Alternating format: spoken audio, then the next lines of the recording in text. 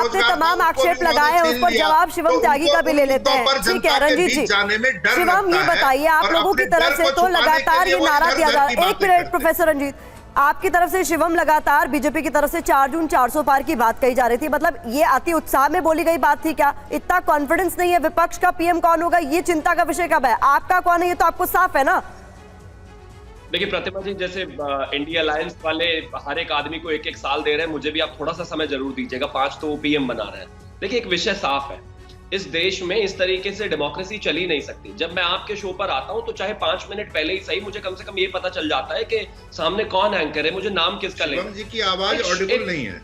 एक आपको आएगी भी कैसे? एक शो नहीं चल सकता एक आदमी के नाम के बिना, एक आदमी के चेहरे के बिना, एक आदमी के व्यक्ति के बिना ये देश चलाने की बात कर रहे हैं। और पीएम गलत नहीं बोल रहे हैं। अखिलेश यादव की भाषा देखिए आप, वो कहते हैं हमारे पास युवा पीएम भी है, हमारे पास बुजुर्ग पीएम भी है, हमारे पास महिला पीएम भी है, हमारे पास इतने सारे चेहरे, इतने नहीं चाहिए भाई।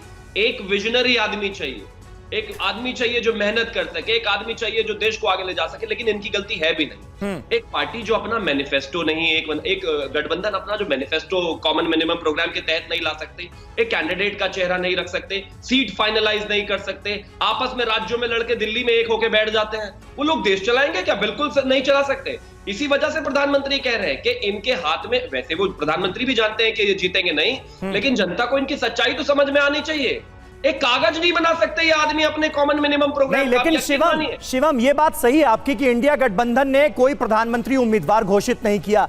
इंडिया गठबंधन के नेताओं ने यह भी कहा कि हमारे पास कई ऑप्शन हैं, लेकिन यह तो उन्होंने कभी नहीं कहा कि हर साल हम पीएम बदलेंगे अगर हमारी सरकार बदली तो। देखिए राहुल गांधी जी जो बेचारे इतने महीनों से विदेश नहीं गए, आपको लगता है वो बिना प्रधानमंत्री बने रह जाएंगे अगर इकट्ठे होकर गलती से आते हैं? आपको लगता है ममता बनर्जी आमी आमी आमी करके नहीं कहेंगी कि मुझे सबसे ज्यादा चाहिए समय? आपको लगता है लेफ्ट वाले मान जाएंगे? आपको लगता है अरविंद केजरीवाल जो कहते हैं उनके पास लोकसभा की 1 सीटें नहीं है और वो कहते हैं हर रोज देश को नंबर 1 बनाना है? ये आदमी इकट्ठा ही सिर्फ उस कुर्सी की वजह से है। वही एक ग्लू है इन भ्रष्टाचारियों के बीच में जो काम कर रहा है, वही एक उम्मीद की किरण है प्रधानमंत्री की कुर्सी, जो इनके भ्रष्टाचारों को बचाने के लिए इनको सबको इकट्ठा रखने में काम कर रहा है। वरना इकट्ठे रहना जैसा कुछ है नहीं। पंजाब से लेकर, बंगाल से लेकर, महाराष्ट्र से लेकर और हर जगह जिस तरीके की आपस में इनमें लड़ाई है, इकट्ठा नहीं रहते। ठीक है, प्रोफेसर धर्मेंद्र यादव का भी इस बीच शिवम लोग कर लेते हैं। समाजवादी पार्टी के प्रवक्ता हैं, चूंकि आपने अखिलेश यादव के उस बयान का भी जिक्र किया जिसमें धर्मेंद्र जी, अखिलेश खुद कह रहे हैं कि हमारे पास बहुत सारे ऑप्शंस हैं। पर बहुत सारे ऑप्शंस क्यों? मतलब वक्त तो बहुत हो गया इंडिया अलायंस को एक अम्ब्रेला के नीचे आए हुए। सवाल बार बार यही पूछा जाता है कि आप लोग एक साथ तो आ गए, लेकिन ना एकजुट हुए हैं ना एक मत हुए हैं।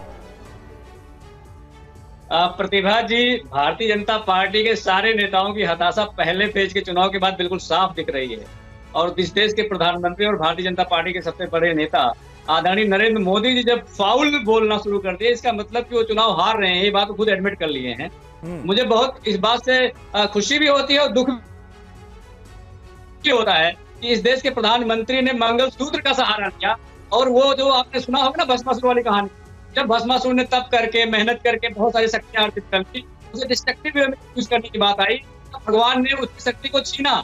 यही प्रधानमंत्री मोदी जी ने कहा, इस देश की जनता ने इन पे आंख बंद करके विश्वास किया 2014 में, और उसके बाद इनको अपनी अस्थिरता बचाने के लिए मंगलसूत्र पर आना पड़ गया। और जब जनता सवाल पूछ रही है, इस देश का एक नागरिक सवाल पूछ रहा है, इस देश की मात्र शक्ति पूछ रही है कि उस व्यक्ति का बोलने का कोई हक नहीं है मंगलसूत्र पर, जो मंगलसूत्र की अस्थिरता को बचाने में असफल रहा हो और उसको लगातार तिरस्कृत किया रहो, बरसों बरसों तिरस्कृत किया हो, और वो उसी पे आके खुद बोल गए। अगर हम बोलते तो ऐसे लगता हम निजी हमला कर रहे हैं, कोई दूसरा बोलता तो लगता निजी हमला कर रहे हैं, लेकिन मोदी जी ने खुद ही बोल दिया। तो जो भस्मासुर की शक्ति थी वो मोदी जी में थी, और आज उसी दिशा में मोदी जी बढ़ रहे हैं। इस देश की जो सैनिक है, जो उनकी शहादत हुई, उनके पत्नियों के मंगलसूत्र की रक्षा नहीं कर पाए प्रधानमंत्री मोदी, और फिर मंगलसूत्र पे बचत करने लगे। जब वो इनका जुमला नहीं चला, बात प्रधानमंत्री के उम्मीदवार को लेकर हो रही थी धर्मेंद्र जी। ये मंगलसूत्र वाले बयान पर कल डिस्कशन किया हमने। लोकतांत्रिक प्रक्रिया में इसकी ज्यादा सीटें आएंगी तो सांसद दल की बैठक होगी, और तो एक नेता चुना जाएगा,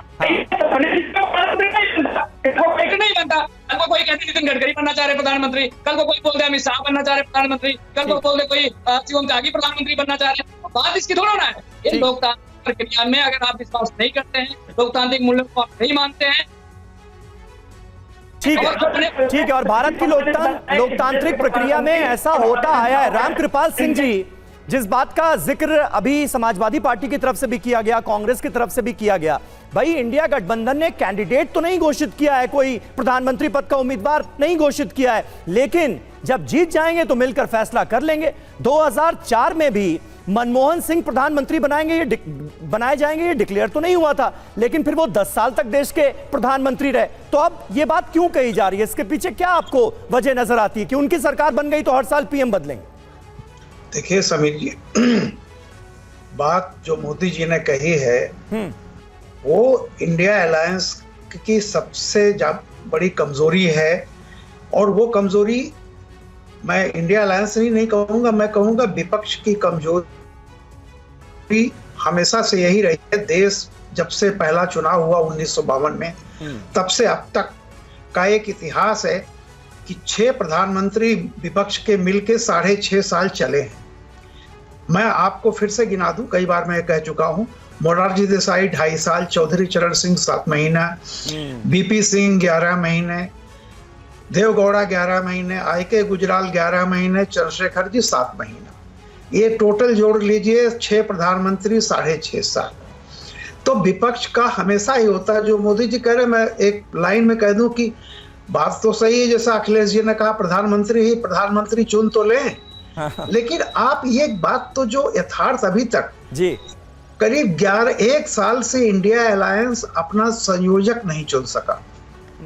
जो ये संयोजक नहीं चुन सके, तो अगर मोदी जी एक प्रतिद्वंदी हैं, बीजेपी है, उनको जब भी मौका मिलेगा वो सबसे कमजोर नस पकड़ेंगे। उन्होंने सबसे कमजोर नस पकड़ी हुई है, और अतीत इस बात का गवाह है। अभी जो आप कह रहे थे मनमोहन सिंह, वो कांग्रेस था, वो कोई अलायंस नहीं था। वो कांग्रेस पार्टी 143 सीटें पाई थी, 144, और उसको सीपीएम की एक बहुत बड़ी गठरी उसके साथ थी, तब जाकर के इनकी सरकार बनी थी। तो मैं यही कह रहा हूं कि कल को, अभी आप इंडिया अलायंस की बात कर रहे हैं, इस देश में कोई भी गठबंधन तभी चला है अगर उसका मुखिया कांग्रेस का रहा हो या भारतीय जनता पार्टी का। लेकिन कांग्रेस का मुखिया बनने के लिए जरूरी है कि कांग्रेस खुद 150 पार करे अपने बूते, तभी वो गठबंधन की छतरी बन सकती है।